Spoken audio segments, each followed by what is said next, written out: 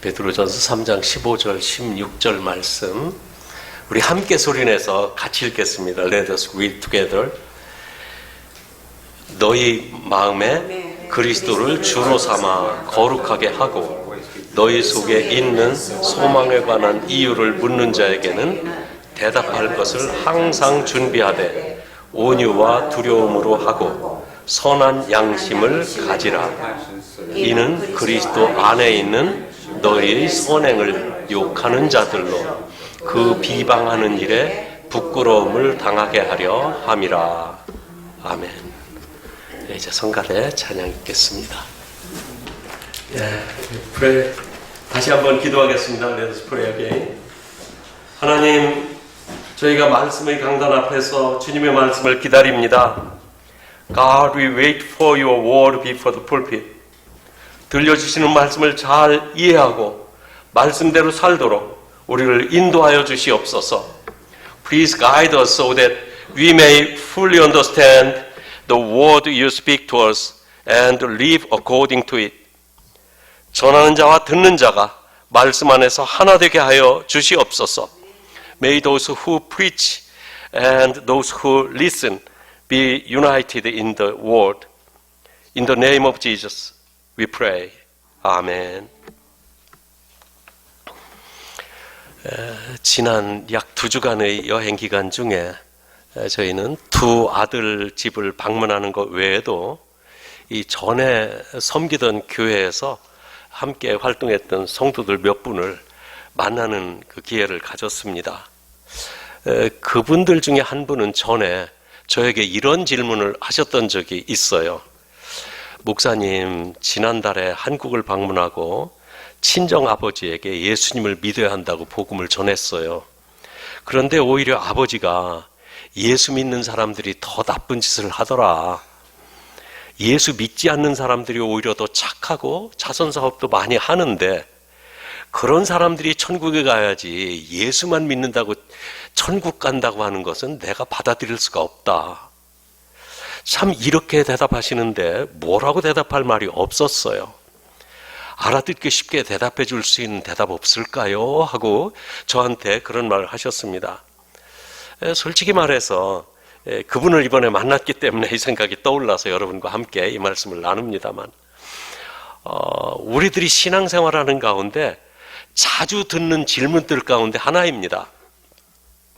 그리고 대답하기가 곤란하다고 생각하는 어려운 질문이기도 해요.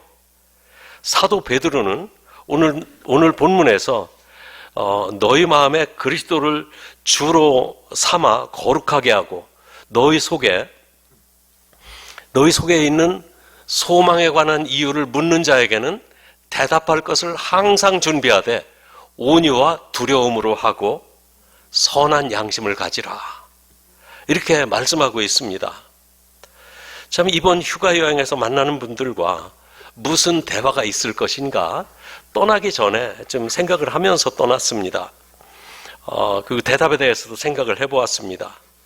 실제 만나서 대화를 하면서 예상했던 질문들도 받아보았고 또 저희가 준비했던 대답도 함께 나눌 수가 있었습니다. 오늘 사도 베드로는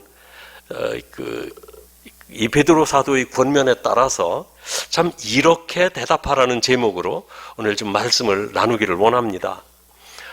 첫째는 질문자의 프레임에 얽매이지 말고 질문자의 프레임을 알고 깨뜨리시기를 바랍니다.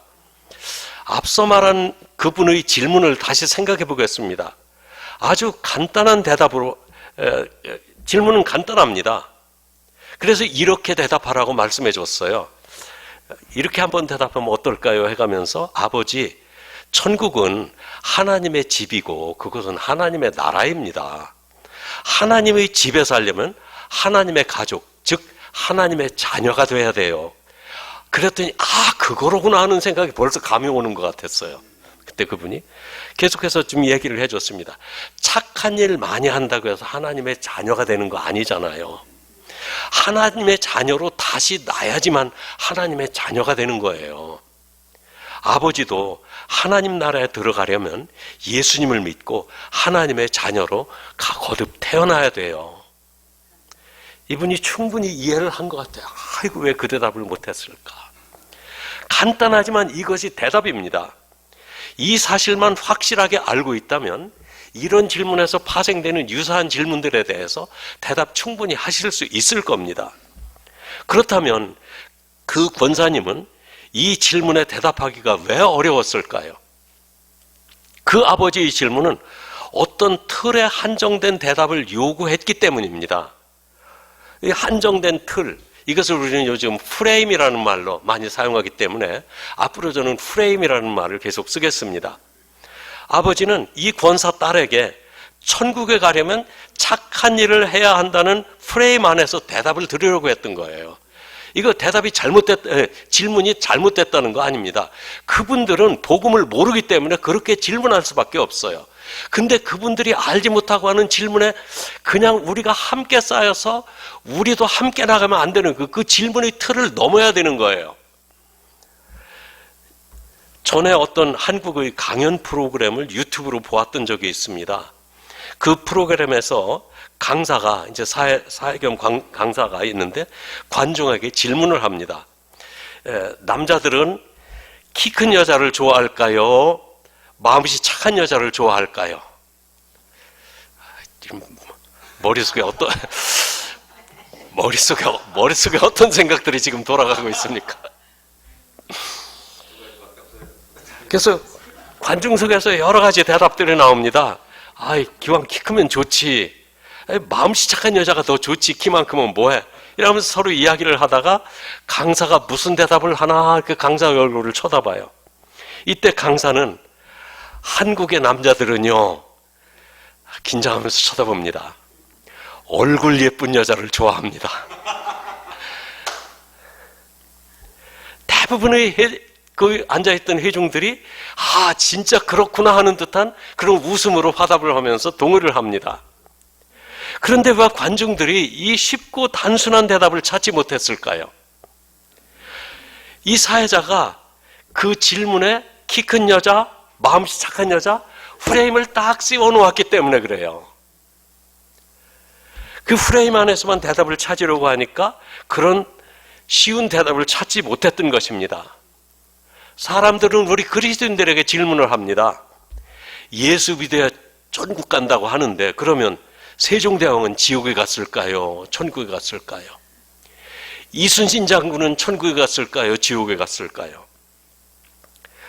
참 우리 같은 하찮은 사람이 대답하기에는 참 어려운 질문입니다. 우리는 이런 질문을 받았을 때 질문의 프레임에 갇히면 안 돼요. 이 질문의 프레임이 무엇입니까?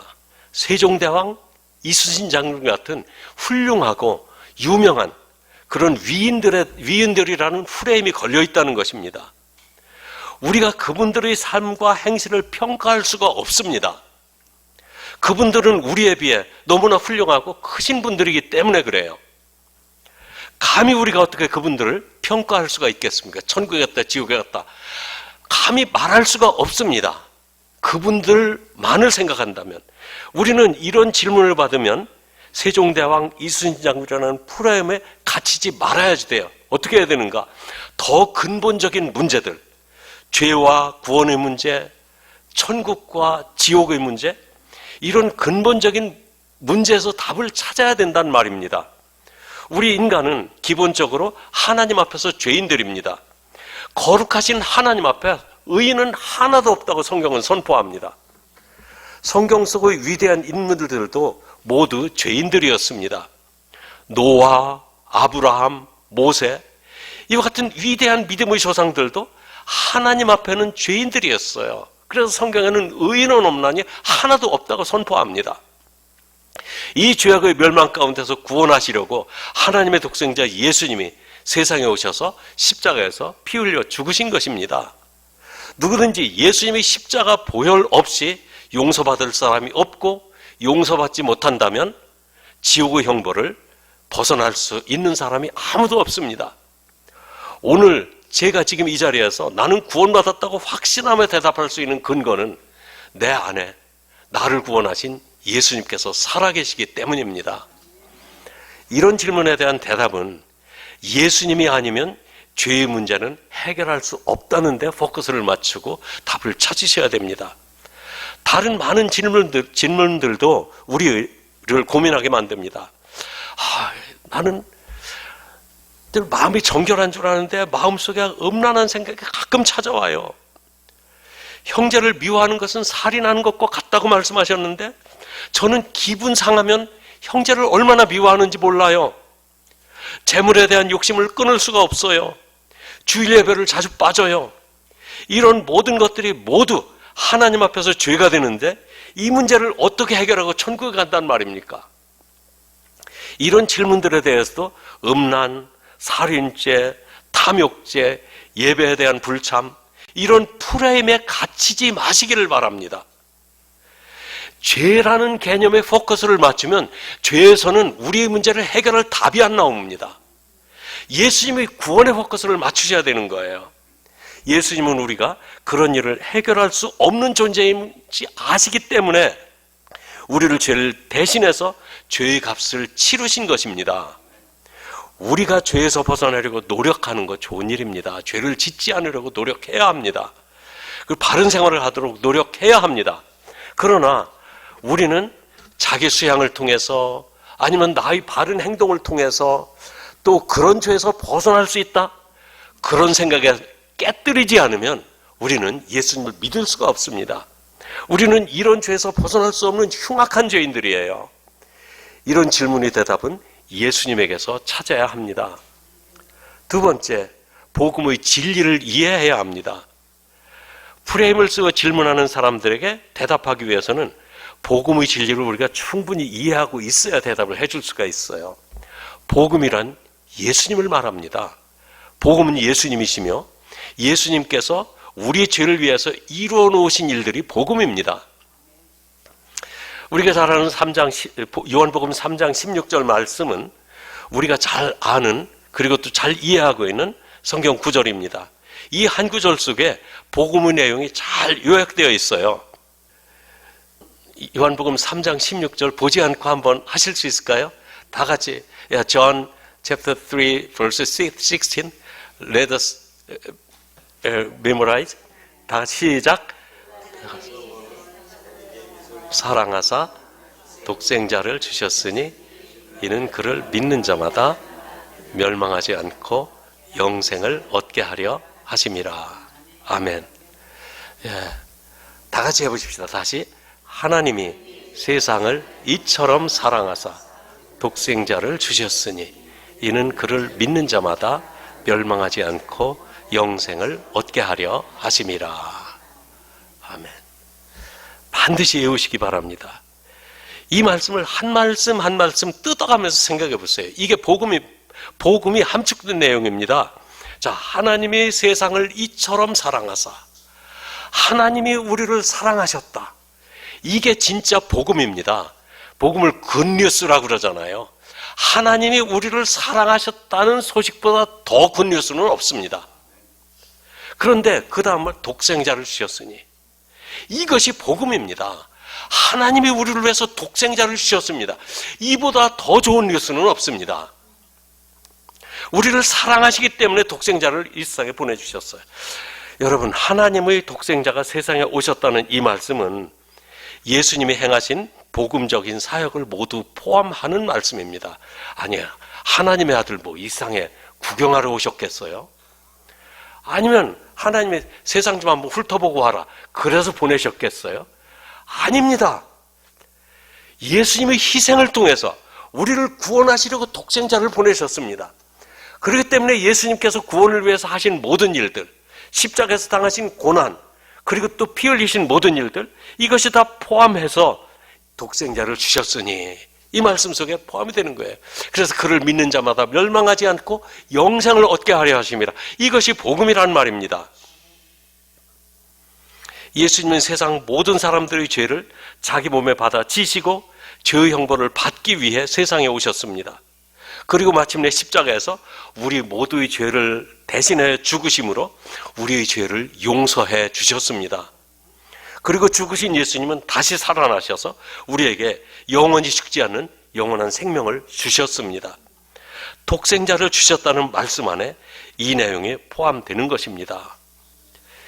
이 복음을 이해할 때 이런 사항들을 정리해서 대답할 것을 항상 준비하시기 바랍니다. 좀 부족한 내용이지만 주보에 보면은 주보에 그 7가지 중요한 사실들에 대해 이건 분명한 사실입니다. 이 사실을 적어놨어요. 제가 읽어보겠습니다. 이제 영어 하시는 분들은 또 저게 그 번역된 거기에 다 적혀 있으니까. 자, 창조주 하나님은 우리를 사랑하셨다. 사실입니다. 하나님의 사랑에도 불구하고 우리는 하나님을 거역하고 하나님과 원수가 되어 죄인이 되었다. 이거 사실입니다. 이 죄에서 벗어나지 않으면 영원한 형벌을 받는다. 사실입니다. 하나님이 우리를 구원하시려고 독생자 예수님을 세상에 보내주셨다. 이것도 사실입니다. 예수님이 십자가 구원을 믿으면 누구든지 구원받는다는 사실. 그렇습니다. 누구든지입니다. 예외가 없습니다. 믿으면 구원받습니다. 그리고 그 결과는 영원한 생명을 얻는다는 것입니다. 영원한 생명을 가졌으니까 이제 하나님의 자녀로서 하나님 나라에서 영원한 생명을 산다는 것. 이 복음의 내용을 잘 이해하시고 프레임에 갇힌 대답을 찾지 말고 복음에서 대답을 찾으시기를 바랍니다. 또 세 번째, 신비로운 체험은 개인적인 체험으로 여기시기를 바랍니다. 때로 우리를 당황하게 하는 질문들 중에 신비로운 체험에 대해서 대답하기 참 어려운 경우를 우리가 직면하기도 합니다. 그 이유는 체험은 성령께서 하시는 성령께서 하신 그 주신 선물이기 때문에 우리가 어떻게 할지를 잘 몰라요. 근데 믿음으로 하는 체험 중에 아마 방언이 가장 많을 거라고 생각이 됩니다. 어떤 사람은 환각 상태에 들어가 신비로운 것을 보는 사람들도 있습니다. 어떤 사람은 기도하는 중에 막 몸이 떨리는 체험을 하기도 하고요. 어떤 사람은 불치병을 치료받기도 합니다. 아니, 불치병 치료받는 것은 꼭 와가지고 막 물러가라 해서 치료받는 게 아니라 가만히 말씀 듣고 기도하는 중에 갑자기 막 몸이 뜨거워지기도 하고 이렇게 떨리면서 진땀을 흘리고 나서 고통스럽게 지냈는데 시간이 지나고 나니까 전에 불치병인 줄 알았던 병이 났었다고 하는 사람들이 더러 있어요. 또 어떤 사람은 가만히 말씀을 듣고 성경 말씀을 듣고 집에서 말씀을 듣고 있었는데 설교가 끝날 때쯤 되니까 몸이 거뜬해졌어요. 참 다양하게 경험합니다. 한 가지가 아닙니다. 이런 경험들, 이런 체험들, 더러는 임사체험이라고 육체적으로 얼마 동안 죽었다가 다시 살아나는 그런 체험을 하는 사람들도 있습니다. 이런 체험을 한 사람들 중에는 자기의 체험이 어떤 신앙의 등급인 줄 아는 사람들이 있어요. 이거 아닙니다. 신앙 등급 아니에요. 하나님은 영이시고 신적인 능력으로 역사하시기 때문에 믿는 사람들이 여러 체험을 할 수가 있습니다. 그렇다고 해서 모든 사람이 똑같은 체험을 하는 거 아니고 모든 사람이 체험을 해야지만 믿음이 인정받는 것도 아닙니다. 영적인 체험은 모든 사람이 같은 체험을 하는 것이 아니에요. 영적 체험이 신앙의 등급을 정하는 건 절대 아닙니다. 신앙의 체험은 하나님이 특정한 사람에게 경험하게 하시는 그 사람을 위한 체험이라는 것, 이것을 아시고 그 사람의 체험을 무시하지는 마십시오. 인정해 주시되 그 사람 놀라운 체험을 했구나 인정해 주시면 됩니다. 그래서 그 사람의 체험은 개인적인 체험으로 돌리셔야 됩니다. 신앙을 체험한 사람들의 간증이 우리에게 때로 도전이 되고 도움이 되는 것 사실입니다. 혹시 신앙 체험을 한 사람이 그런 간증을 듣거든 긍정적으로 믿음으로 수용하시기 바랍니다. 그리고 그 사람 개인적으로 훌륭한 체험한 것을 칭찬해 주시기 바랍니다. 내가 그러한 체험이 없다 하더라도 그 사람의 개인적인 체험 귀하게 보시기 바랍니다. 특별히 임사 체험을 한 사람들, 즉 죽었다가 깨어난 사람들의 간증, 본인이 우리 살아있는 사람들이 볼 수 없는 것을 본 것을 간증하는 것이기 때문에 참 무시할 수 없는 참 심각한 점들이 있습니다. 그런데 누가복음 16장의 부자와 거지 나사로에 의해서 찾아볼 수 있는 것은 아브라함은 부자의 형제들이, 부자가 지옥에 갔거든요. 그래서 부자의 형제들이 구원받기 위해 죽은 나사로, 아브라함의 품에 안겨 있는 죽은 나사로를 좀 세상에 보내서 우리 형제들에게 복음을 전해달라고 부탁을 합니다. 그런데 아브라함이 거절을 합니다. 세상에 보내지 않겠다고. 왜 좀 보내면 얼마나 좋겠어요. 그러면서 뭐라고 하냐면, 죽었던 자가 다시 살아나서 복음을 전하는 것보다 모세와 선지자들에게 들어야 된다. 모세와 선지자들에게 듣는 것이 죽었다가 깨어난 사람이 증거하는 것보다 낫다, 그런 말입니다. 모세와 선지자는 그 당시에 성경을 일컫던 용어입니다. 예수님이 이 말씀을 전하실 당시에는 성경이라는 공식적인 말이 없었어요. 그래서 모세의 글, 선지자의 글, 그래서 모세와 선지자에게 들으라 하는 말은 모세의 글, 선지자의 글을 들으라. 즉 구약 성경, 성경에 기록된 말씀을 보라는 말씀입니다. 우리는 사람들의 체험에서 답을 찾지 말고 성경에서 답을 찾아야 합니다. 네 번째, 성경 말씀으로 돌아와야 합니다. 참, 이번 여행에서 만났던 이 장로님 부부, 아틀란타로 이사 가셨는데, 그 부부는 저희들을 꼭 만나기를 원하셨던 분들이에요. 저에게서 들었던 성경 말씀이 자기들 신앙의 내공으로 쌓인 것 같다는 말을 합니다. 생전 처음 들어봤어요. 아, 신앙에 내공이 쌓였다. 이거 우리 기독교에서 쓰는 말이 아닌데 그런 말을 해요. 그러니까 아마 이 어떤 구체적인 그 성경의 해석이나 이런 말씀들이 자기 신앙을 든든하게 지켜주는 어떤 버팀목이 되었던 것 같아요. 영생의 개념이나 복음의 의미들이 너무 뚜렷하게 기억이 된다고 하면서 아이고, 다시 좀 저희들을 만나고 싶다는 그런 이야기를 했어요. 심지어 어떤 장례식장에서 설교했던 내용을 기억하면서 삶과 죽음에 대한 생각을 할 때면 그 말씀이 지금도 생각난대요. 이거 왜 그러냐면, 이 아침에 일어나서 좀 대화하는 중에 우리 워렌 성도님으로부터 브루스에 대한 브루스에 대한 전화를 제가 들었거든요. 전화하는 것을 들으면서 이제 아마 그걸 장례식 생각이 났던가 봐요. 그래가지고 그런 얘기를 하는데, 사실 저도 잊어버렸던 설교 내용인데 그걸 기억하고 있어서 한편으로 기억해 주는 거 좋지만, 야, 이거 정말 조심해야 되겠다. 이거 내가 좀 기억하지 말기를 원하는 것까지 다 기억하고 어디 있으면 어쩌나 하는 그런 생각도 좀 했었어요. 자, 아무튼 그래서 그분들하고 얘기하다가 갑자기 좀 얘기를 바꿨습니다. 그분들 말에서 성경의 중요한 부분을 잘 이해하고 있구나 하는 것이 좀 발견되어서, 참 그래도 부족한 저였지만 그 말씀을 통해 그분들 신앙이 바로 세워졌다는 걸 생각할 때 기뻤고 하나님께 감사했습니다. 좀 장난기가 생겨서 성경에 대해 질문을 해보았습니다. 제가 여러분들에게도 가끔 그런 짓 하잖아요. 여러분, 그래 물어봤어요. 장로님은 성경을 보편적 진리라고 믿습니까? 보편적 진리라고 생각하십니까? 어떻습니까, 여러분? 성경이 보편적 진리라고 생각하십니까? 예. 제가 질문을 하니까 대답이 곤란하죠. 갑자기 이 당연한 질문을 왜 하나 싶어가지고 빼꼼히 쳐다보더라고요. 그래서 제가 이렇게 대답했어요. 장로님, 성경은 편견입니다. 놀라지 마십시오. 제가 다 성경은 편견입니다. 성경은 보편적 진리가 아니라 하나님의 생각, 하나님의 편견만 기록된 것이 성경입니다. 이 말은 저희 솔직한 성경관입니다. 하나님의 고집스러운 주장, 누구도 변경시킬 수 없는 하나님의 고집이 성경에 담겨 있어요.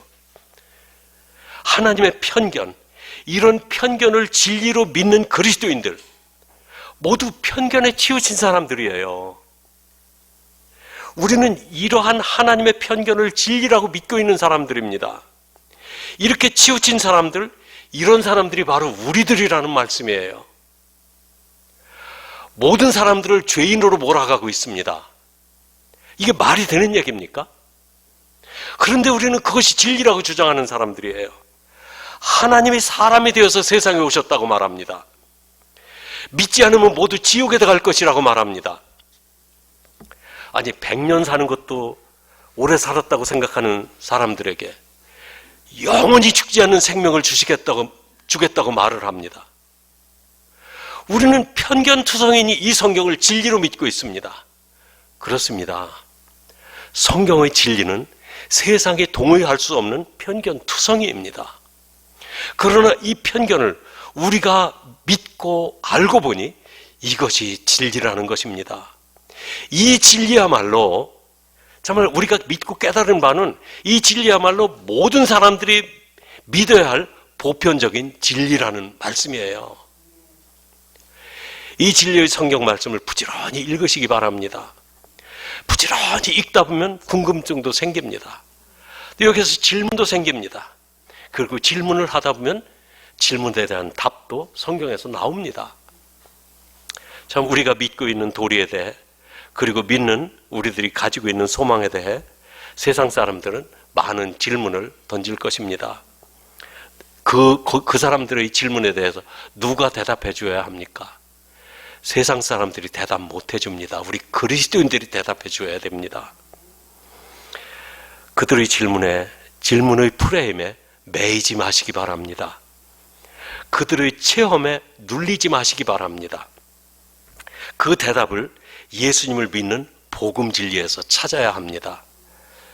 이 복음 진리는 성경에 기록되어 있습니다. 읽고 묵상하고 연구하고 배워서 준비된 응답자들이 되시기를 주님의 이름으로 부탁드립니다. 아멘. 기도하겠습니다. Now I pray. 하나님, 그리스도를 주로 삼아 거룩한 삶을 사는 사람들에게 하신 오늘의 말씀을 우리가 겸손한 마음으로 받습니다. God, we humbly receive your message for today, addressed to those who live holy lives with Christ as their Lord. 많은 사람들이 우리가 믿는 도리가 무엇이며 우리가 바라는 소망이 무엇인지 알고 싶어 합니다. Many people want to know that we believe and what our hope is. 하나님은 베드로 사도를 통해서 우리가 그들의 질문에 대답할 것을 겸손한 마음으로 준비하라고 하셨습니다. Through the Apostle Peter, you have told us to prepare ourselves with humbly to answer their questions. 하나님, 우리의 대답은 우리 주 예수님과 예수님이 이루신 구원의 복음임을 믿습니다. God, we believe that our answer is our Lord Jesus Christ and the gospel of salvation that we has accomplished. 사람들의 관심과 질문의 틀에서 답을 찾지 않고 예수 그리스도와 구원의 복음에서 답을 찾는 우리의 믿음이 되게 하여 주옵소서. Grant that our faith may seek answers not in the framework of people's concern and questions, but in Jesus Christ and the gospel of salvation. 하나님, 우리가 예수님을 우리의 구주와 주님으로 믿고 죄에서 자유를 주는 그리스도의 십자가 보혈이 해답임을 믿게 하여 주시옵소서. God, help us to believe in Jesus as our Savior and Lord, and to believe that the precious blood of Christ shed on the cross, which set us free from sin, is the answer. 우리에게 구원에 대한 확신과 예수님의 사랑을 확신하는 믿음을 주시옵소서. Grant us assurance of salvation and the faith that is certain of Jesus' love. 그리고 많은 사람들에게 십자가의 구원에 대한 대답을 할 수 있게 하여 주시옵소서. And enable us to share the answer of salvation through the cross with many people. We pray in Jesus' name. Amen.